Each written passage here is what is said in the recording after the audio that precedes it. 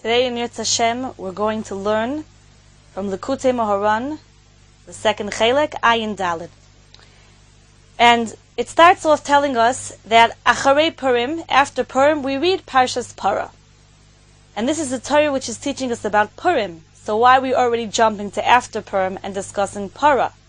And the reason is because that there is a very deep kesher between Purim and Para. And we see the words Purim, the main letters are Pei and Resh. As in Para also, the main letters are Pei and Resh. Now something very interesting about the name Purim, the Yontiv and in Yirtz Hashem will all celebrate this Motzei Shabbos, is why is it called Purim?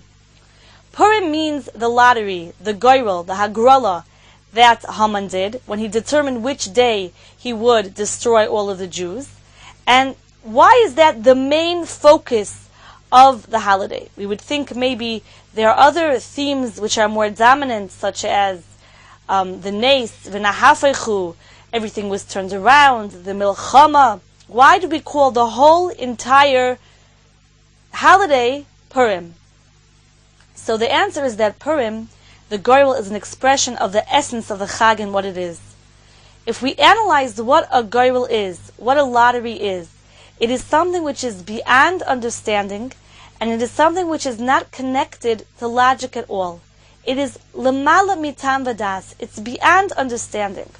There's a cute joke that there was a man one time who he won the big lottery. He won the three Powerball, the 3-state Powerball, and they said to him, "How did you know what number to pick?"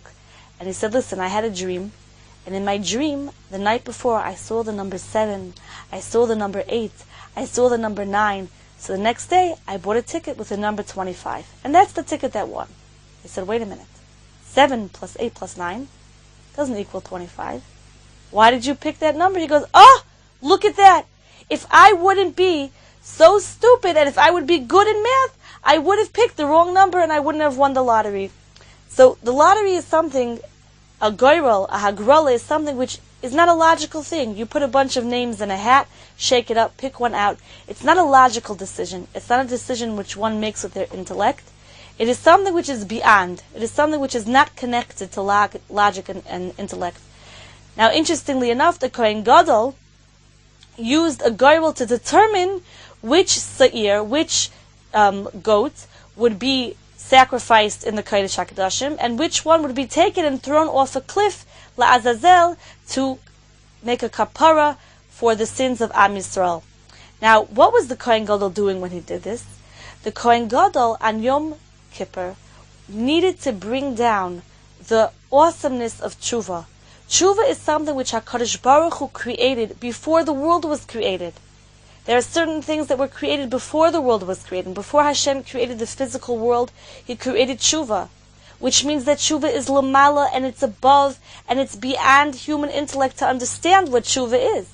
Tshuva means that HaKadosh Baruch Hu not only erases my sin, but at the same time that HaKadosh Baruch Hu erases my sin, if I do tshuva from Ava, I also gain merits. How could that be?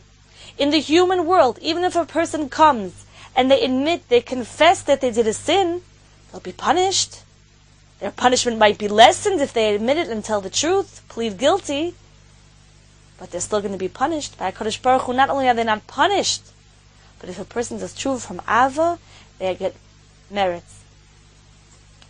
In the book that I translated, Escape from India, it was originally published in Hebrew, and it got very interesting reviews. On one of the reviews that it got on Ynet, there were over 300 comments after the review. And in the story, to make a long story short, the hero of the story does a very, very terrible thing, and he does tshuva for his sin. And a lot of people wrote in that they were very, very upset that he didn't serve out his full punishment, that he deserved it.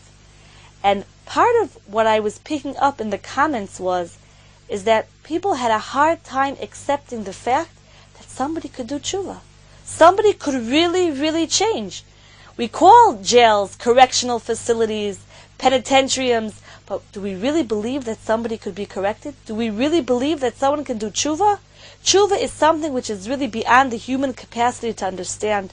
what the awesomeness of tshuva really is. And this is what the Kohen Gadol's job was on Yom Kippur, to bring down this great light of tshuva, which sits at the highest heights of the realm of the world, through a goyrel, through a lottery.